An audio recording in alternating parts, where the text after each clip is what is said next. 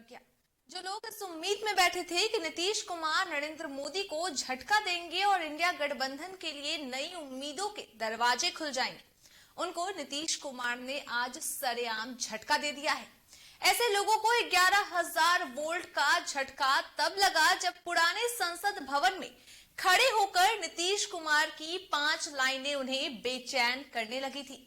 वह 5 लाइनें ये थी जिसने नरेंद्र मोदी को यह भरोसा दिया कि चाहे कोई कुछ भी हो जाए, कोई भी परिस्थिति आ जाए, नीतीश कुमार टस से मस नहीं होने वाले हैं। आपको वह दृश्य याद होगा जब इसी लोकसभा चुनाव के दौरान नरेंद्र मोदी बिहार में चुनाव प्रचार करने पहुंचे थे और तब नीतीश कुमार उसी मंच पर खड़े होकर कह रहे थे कि अब चाहे कुछ भी हो जाए, मैं इधर से उधर नहीं जाने वाला हूं।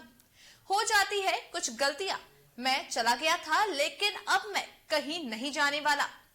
आपको वो सीन याद होगा। आज कुछ इसी तरह नीतीश कुमार ने संसद के पुराने संसद भवन में खड़े होकर, जहां पर खुद सामने योगी आदित्यनाथ बैठे हुए थे, कहा यह जा रहा है कि जब जोड़ तोड़ की राजनीति की नौबत आएगी तब शायद नरेंद्र मोदी को इसी छोड़ना पड़ सकता है और तब राजनाथ सिंह और योगी आदित्यनाथ में से किसी एक के लिए मौके बन जाएंगे।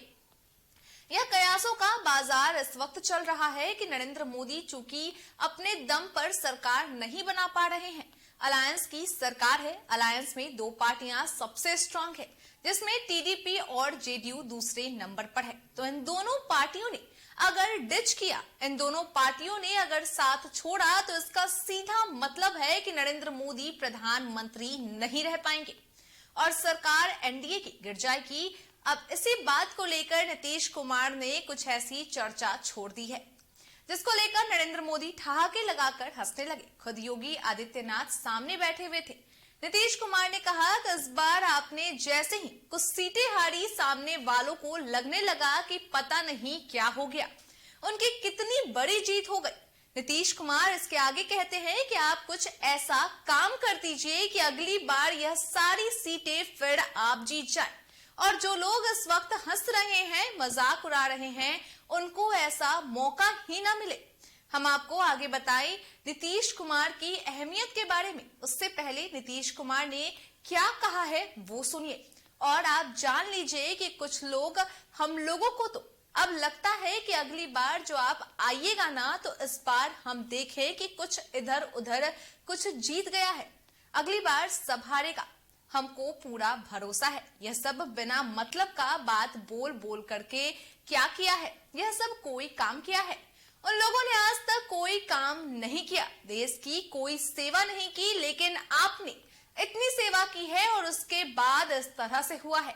तब इस बार फिर जो मौका मिला है, तो इस मौका के बाद आगे अब उन लोगों के लिए कोई गुंजाइश नहीं रहेगा, वो सब खत्म।